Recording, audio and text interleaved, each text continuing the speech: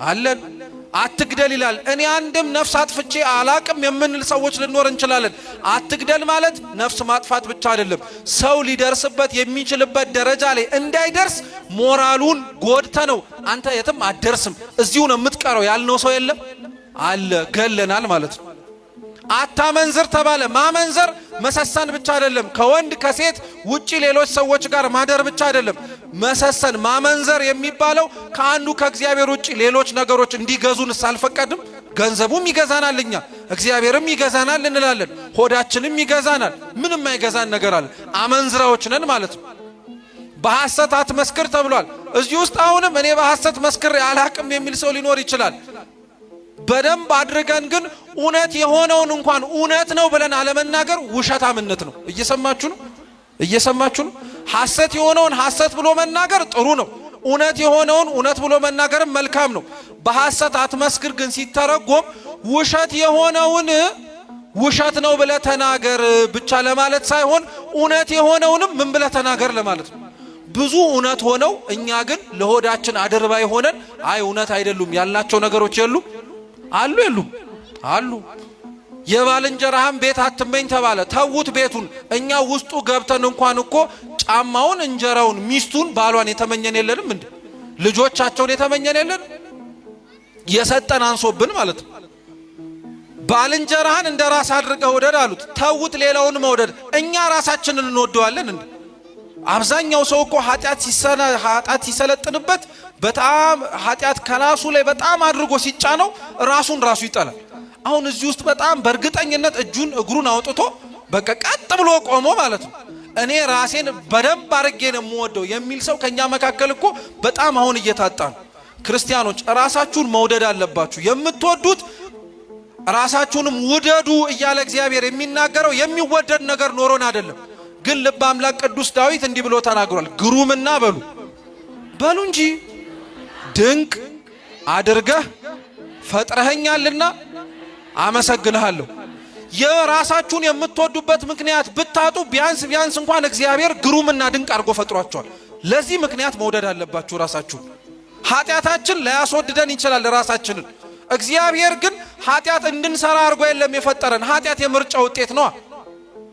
መርጠን ለሰራነው ኃጢአት እሱ ለጽድቅ ያዘጋጀውን ሰውነት መጥላት የለብንም።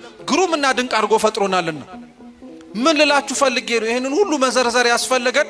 ይሄ ባለጸጋ ትእዛዛቱን ሁሉ ጠብቅ ሲለው ክርስቶስ ከልጅነቴ ጀምሮ የጠበቁት ሁሉንም ትእዛዝ ነው አለ። እኛ ከልጅነታችን ጀምሮ ምን ያልሰራነው ኃጢአት አለ? እየተለማመድነው ያላሳደግነው ምን በደል አለኝ? ደፍረን አፋችንን ሞልተን ከልጅነቴ ጀምሮ ይሄን ጽድቅ ሰርቻለሁ የምንል ሰዎች ያርገን። በጣም ያስፈልገናል ክርስቲያኖች። መንግስተ ሰማያትን የዘላለም ሕይወትን ለመውረስ የምንፈልግ ሰዎች በሙሉ ልብ አርጋችሁ ስሙ። መንግስተ ሰማያትን የምትወርሱት ክርስቲያኖች ኃጢአት ስላልሰራችሁ አይደለም፣ ጽድቅ ስለሰራችሁ ነው። አምላካችን ዳግም በክበበ ትስብእት በግርማ መለኮት ሲመጣ የሚጠይቀው ያልሰራነውን ኃጢአት አይደለም፣ መስራት የሚጠበቅብንን ጽድቅ ነው። አላመነዘርክም፣ አልሰረክም፣ አልዘሞትክም ብሎ አይደለም የሚያመሰግንህ። ተርቤ አብልተኸኛል፣ ተጠምቼ አጠጥተኸኛል፣ ታርዤ አልብሰኸኛል ብሎ ነው የሚያመሰግነው እግዚአብሔር። ስራን አይቶ ነው የሚያመሰግነው እግዚአብሔር ማለት ነው፣ እምነትህን ብቻ አይደለም። ይሄ ባለጸጋ ታዲያ ከልጅነት ጀምሮ ሁሉን ነገር ፈጽሜያለሁ አለው።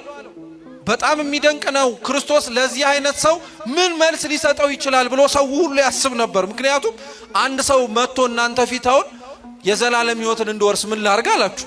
ትእዛዛቱን ጠብቅ አላችሁት። ሁሉንም ትእዛዝ ጠብቅ ያለው ቢላችሁ ምንድነው የምትሉት? አንተማ ድሮም ጸድቀሃል ምን ታደክመኛለህ ነው ምንለው። ክርስቶስ ግን ከትእዛዛት መጠበቅ በላይ ከፍ ያለ ሕግ እንዳለ አሳየው። ምን ብሎ ነገረው? ፍጹም ልትሆን ብትወድ አለው። እስኪ ፍጹም በሉ።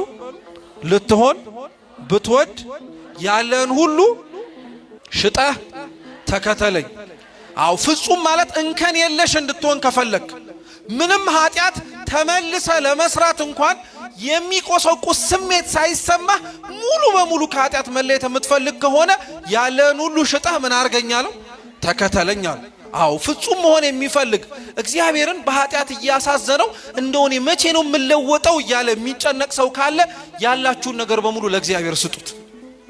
ሁሉን ነገር እንስጠው። እውነቴን ነው የምላችሁ ክርስቲያኖች፣ አሁን እኛ በኃጢአት በጣም እየተጨመላለቀን ያለነው ትላንት የሰራነውን ዛሬ እየደገምን ሂዱና ተናዘዙ ስንባል አረ ንስሐ አባቴ ራሱ ሰለቻቸው እስከ መቼ ድረስ ነው እንደዚህ የምትሆነው አሉኝ እስኪሉን ድረስ የምንጨነቅ ሰዎች ልንኖር እንችላለን።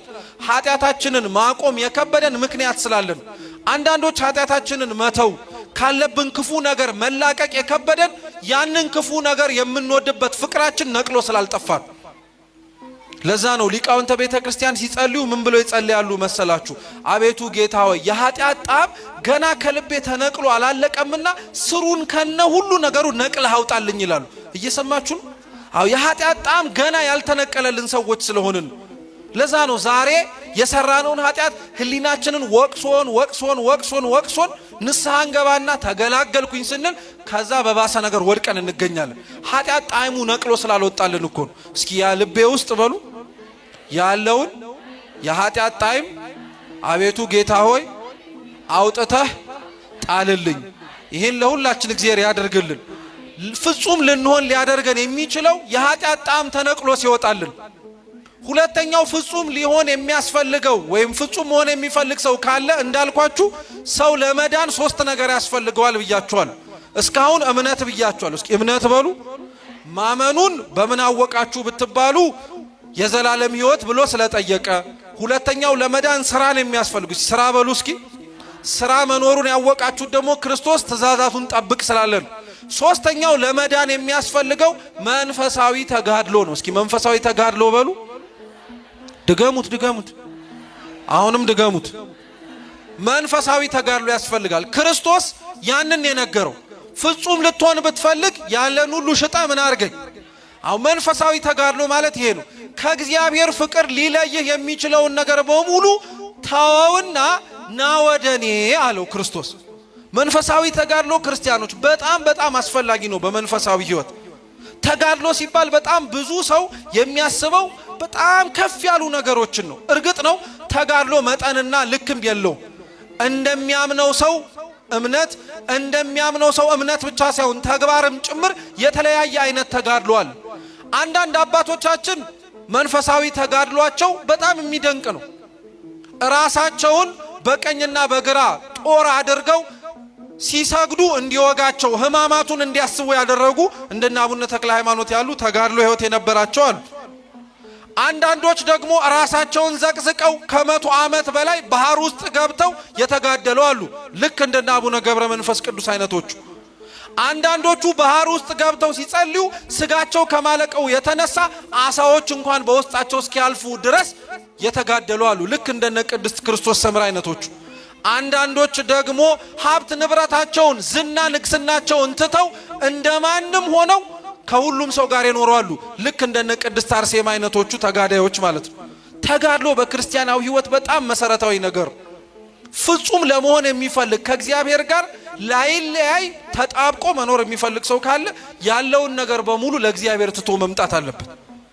አዎ አሁን እንደዛም ሲባል ከኛ መካከል ምን ኖሮኝ ነው እኔ ለእግዚአብሔር ልተውለት የምችለው ልትሉ ትችላላችሁ።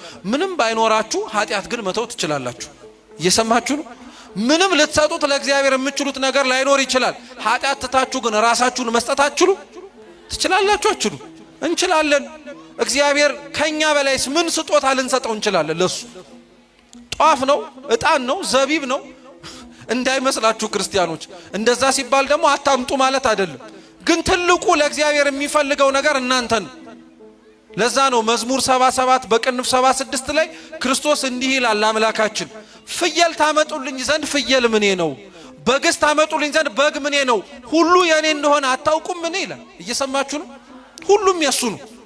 እንኳን ሌላው ነገር ይቅርና እኛ ራሱ የማን ነው? የእግዚአብሔር እኮ ነን። በገዛ ደሙ ፈሳሽነት የገዛን ክርስቶስ ብዙ ነገሮች የሱ ሲሆኑ ደሙን አላፈሰሰላቸውም ከኛ ውጭ። ለኛ ነው ደሙን ያፈሰሰው፣ ለኛ ነው ዋጋ የከፈለው። ምንም ልንሰጠው የምንችለው ነገር የለኝም የምንል ሰዎች ካለን ክርስቲያኖች እባካችሁ ራሳችሁን በመስጠት ተባበሩት ለእግዚአብሔር። እውነት እንተባበረው። ቢያንስ እንኳን ለእግዚአብሔር የሚፈልገው ትልቁ ስጦታ እናንተን ነው፣ ሌላ ነገር አይደለም። እናንተ ስትመጡ ሌላውም ነገር አብሮ ይመጣል። እናንተ ስትገኙ ሌላውም ነገር አብሮ ይገኛል። እኛ ስንገኝ ሌላውም ነገር አብሮ መገኘት ስለሚችል ፍጹም ልትሆን ብትፈልግ ያለን ሁሉ ሽጠ ተከተለኝ አለው። ይሄንን ህግ ይሄንን ትእዛዝ ያ ባለጸጋ መፈጸም ከበደው። ምክንያቱም ብዙ ንብረት አለው፣ ብዙ ሀብት አለው። ከዚህ በኋላ ሁሉን ትቶ ቢሄድ ባለጸጋው ገሌ እየተባለ ይጠራል፣ ድሃው ገሌ እየተባለ ነው የሚጠራው። አብዛኞቻችን ለእግዚአብሔር ብለን መተው ያለብንም ብዙ ነገር መተው የከበደን በሰው ዘንድ እንዳንሰደብ ስለፈራን፣ በሰው ዘንድ ላለመሰደብ፣ በሰው ዘንድ ላለመነቀፍ፣ በሰው ዘንድ ምን ይሉኛል ብለን ስለፈራን አሁንም ኃጢያቱን ዝም ብለን የምናደርገው ሰዎች አሉ። ሰዎች ምን አሉን ምን አላሉን በዘላለም ህይወታችን ላይ ምን ድርሻ ኖሯቸው? ኃጢያት ሰርተን በደል ሰርተን የሚያሞግሰን ሰው ቢኖር ምን ለኛ የሚጨምርልን ነገር አለ?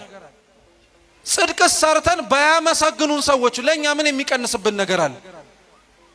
ክርስቲያኖች አንሞኝ። በጣም ብዙ ዘመን ተታለልን። እውነቴን እንምላችሁ ለእግዚአብሔር ልትሰጡት የምትችሉት እናንተ መሆናችሁን ለእግዚአብሔር ልናደርግለት የምንችለው ትልቅ ነገር ብዙ ነገር ሳይሆን እኛው ራሳችንን ገዝተኸኛልና ብለን መስጠት እንድንችል ብቻ ማስገንዘብ።